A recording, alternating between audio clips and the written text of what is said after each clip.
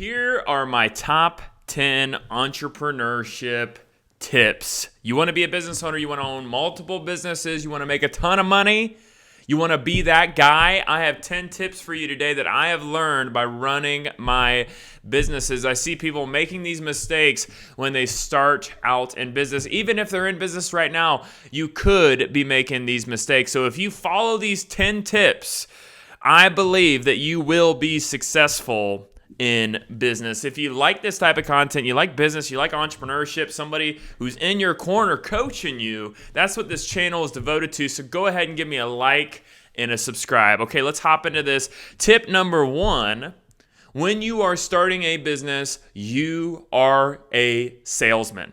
You are the top salesman at your company. A lot of times you're the only salesman. And you will be a salesman at your company until you hit 1 million in profit. And at that point, you should be kind of building your sales team and exiting that side. But you will be a salespeople. I see so many people, business owners, under 1 million in profit, they're focusing on all this other bull crap, all the fun sides of businesses. They're focusing on accounting, getting the right system in place, getting all this, getting operations in place, getting all the bull crap, when in reality, if you increase your sales, all that will fall into place. When you are making more money, you can pay for that system that you can figure out at that point. So many business owners spend most of their day working on stuff that does not pay the business. An entrepreneur is the top salesman. Focus on sales. Stop being distracted and focus on the sales. When I do this in my company, when I focus on the sales, and we're transitioning that to other people now, but when I focused on my sales, our revenue would go through the roof, and then we could afford that fancy software that we really thought was cool. But I needed to focus on the sales, and that's what brought in money, and you should too. Number 2, the only thing that matters is revenue. Okay? Now, you need to be compliant, you need to do everything correct, you need to have a great product, you need to do all that. I understand. But revenue is what is most important. It is not you going to a golf outing in the industry that you're in. It is not you doing all these things that you did when you were in corporate America. Revenue matters. It's about the revenue. When you're a business owner, you are not a fan of that industry. You are not a participant in the industry. You are the owner of the team, and you need to be caring about the revenue. So shift your mindset to saying, where is my revenue? What is my company doing? Am I doing things that produce revenue? Am I looking at the revenue of our company? It's about the revenue. It's not about you being an entrepreneur and having the fancy title. No, it's about the revenue. Business is about money. It's not about you enjoying what you're doing. It's about the revenue. So remember that the money matters. Number 3, turn a profit quickly. I see so many business owners fall in this trap. They start making a little money, they spend it. Make a little money, spend it. I'm reinvesting back in my business. I'm reinvesting. No, turn a profit. Get profitable quickly. It's about profit. Businesses are in business to turn a profit. Stop getting cute and buying stuff. Turn a profit. The business that I started an insurance agency 4 years ago. We turned a profit month 2. We left our expenses low. We started turning a profit because that's the point of the business. The business is to turn a profit. If you're not in a profitable business, then you're not doing anything.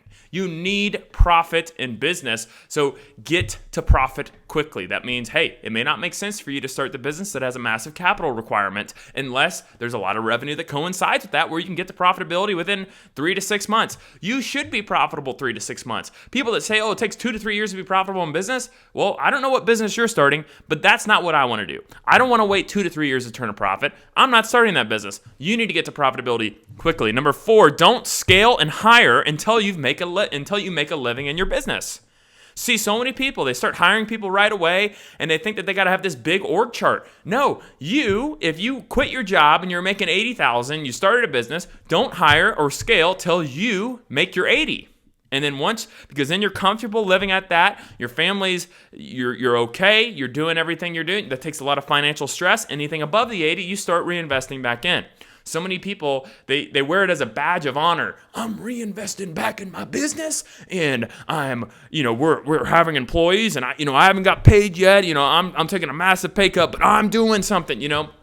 Most businesses, that is not the model that you should be looking at. Maybe in Silicon Valley, maybe a big tech startup. Yes, that's kind of the model, but not in an everyday American business. We want to replace our income as quickly as I can, because if it takes me 4 to 7 years to get back to where I am, if you start doing the math, you missed out on you missed out on a lot of earning potential and money being invested that you could have had, because it just now took you back to where you're at. That's why I'm saying get to your comfortable salary, then start scaling and hiring people. This is backward. A lot of this stuff that I'm telling you is you haven't heard, because it's the honest truth. And a lot of people that give you advice haven't started a business. I have started a business. I run a successful business, so I have good advice, I believe. Number 5, don't start another business until you've hit $1 million+ in revenue. Really, it should be $1 million+ in profit. Stop getting distracted. Entrepreneurs are the most distracted, looking everywhere like a squirrel. What can I start over here? What can I start over here? I have 4 businesses paying me 20 grand. Now I'm making 80K. But you're working 90 hours a week when you could have one business that you would have focused in, that you could have been doing 300 to 400,000 in profit, but you got cute and you got distracted and you started looking everywhere else. Start one business, get it flowing, get it big, get it Gershon with revenue before you add another flow. You shouldn't be going and saying, oh, I'm going to start this over here, make it a little $1,000 here, $1,000 there, when you could have just focused on your main business and made a ton of money. Don't add another flow. And if you're adding flows, it should complement your business, not be something completely unrelated. Okay? So stop getting distracted and get focused on your business. Number 6, look for outsourcing prior to hiring. I outsource things in my business to contractors instead of hiring somebody to do that. Sometimes it makes more sense to hire in-house and keep that task in-house. But if I can outsource that to a contractor, to a third party that I can fire very easily and replace with another third party, that is a lot easier to do than train an employee. Outsource things look at outsourcing things before you hire somebody to do it, and that's going to save you a lot of headache when you're starting to scale your business. Once you hit over $1 million in profits, start bringing that stuff in-house and hiring it so you can have better control and stability with that particular task. But look to outsource it first. Number 7, look for other businesses like yours that you can buy. So the first year in my business, we did really good. We found another business just like mine, another insurance agency we could buy. We bought that business. It complemented our business and made our business a little bit bigger. It allowed us to grow and scale a lot faster. But we bought businesses that coincided with our business. So you should not go buy a business that is completely unrelated to your business, because it doesn't add value and EBITDA and profit to where you can sell your business, because we bought a business for a smaller share price than our business is worth. So when we brought that business under our business, from a pure equity standpoint, that business made us bigger. So you should be doing the same thing. You should be adding value, adding equity into your business by buying businesses just like it. Number 8, stop spending money unless it's needed. So many business owners, they start buying everything. Well, we need this, we need that, we need that. And you start almost wanting to look like how you think you should look. But it's not about looking how you think you should look, because everybody else has their vehicles wrapped if you're a contractor. So I'm going to get me a nice fancy wrap. Well, maybe that doesn't work for you. Maybe you shouldn't go on that expense. Just because other people appear that way doesn't mean they're profitable. So you should be looking at your own business with your own individual decision making and saying, is this expense needed? Not, is this expense what everybody else is spending money on? You need to be looking at it from your specific things. My company, we had an office for a little bit. Nobody was coming in. Everybody wanted to be virtual. Our clients didn't want to visit us in person. We went back to virtual. 99% of other insurance agencies have an office. I said, I don't care what everybody else is doing. I don't need the $2,000 a month expense when I could give that back to my employees who are working remote. Why do I need to do that? I don't need to do it. So I removed that. But if I was looking at everybody else, I would say, oh, I have to have an office because everybody else has one. No, you should not look at it that way. Number 9 here, you should never have more than 2 to 3 or 1 to 2 days off in a row in your business. And when I say day off, that means you did not touch your business at all. You should not have more than 2 days off in a row. You are a business owner. If you don't want to work, don't sign up for the job. Okay? A business owner is always looking after his or her business. Now, when you're over $1 million in profit, $2 million in profit, then you can start to take some days off because you are aligning your company with middle management, different things like that. You're starting to align it. But even then, it's your baby. You need to be taking care of this because this is something that's going to be able to pay you millions and millions of dollars. This is not a job. You're an owner. You don't get time off, so stop thinking you deserve it. Because if you do take time off, you're not going to beat somebody like me who's working on his business every single day. And there's other people like me, so you're not going to take our lunch. We're going to take yours.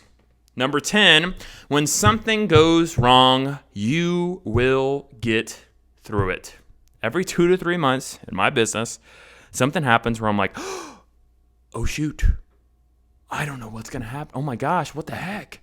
How are we going to handle this? Oh my gosh. What's going to happen? This could be blah, blah, blah. And you start going down this and you start freaking out.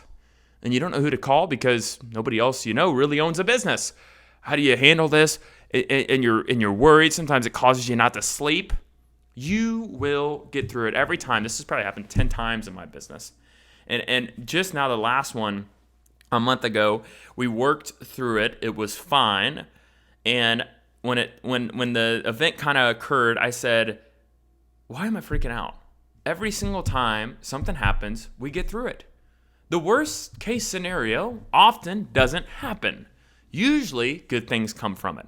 If you pay attention to it, when a problem comes up, address it, work on it right away, make it your number one priority, and you will get through it. So many business owners, they get stressed out. One thing goes wrong and they quit, or they can't sleep for days, and it causes them to completely derail their business. So what I'm trying to tell you is don't let one issue derail your entire business. You will get through it. That's part of being a business owner. And the bigger you get, the more you'll have issues like this. And you just have to have the stomach for it. You have to stomach an issue that, hey, what do we need to do? Let's address this. Let's take care of it. Let's get it solved, and let's move on. As your business grows, you will likely, as an owner, be dealing only with these problems because you are the backstop. You are where the buck stops. The buck stops here. The buck stops with you as the business owner, so you need to get used to stomaching issues that could potentially harm your business, okay? These are my 10 tips. And this is what I challenge you to think through these things and stop thinking in a traditional mindset and really be customized to yourself. So if you like today's video, please hit like and subscribe. Thank you.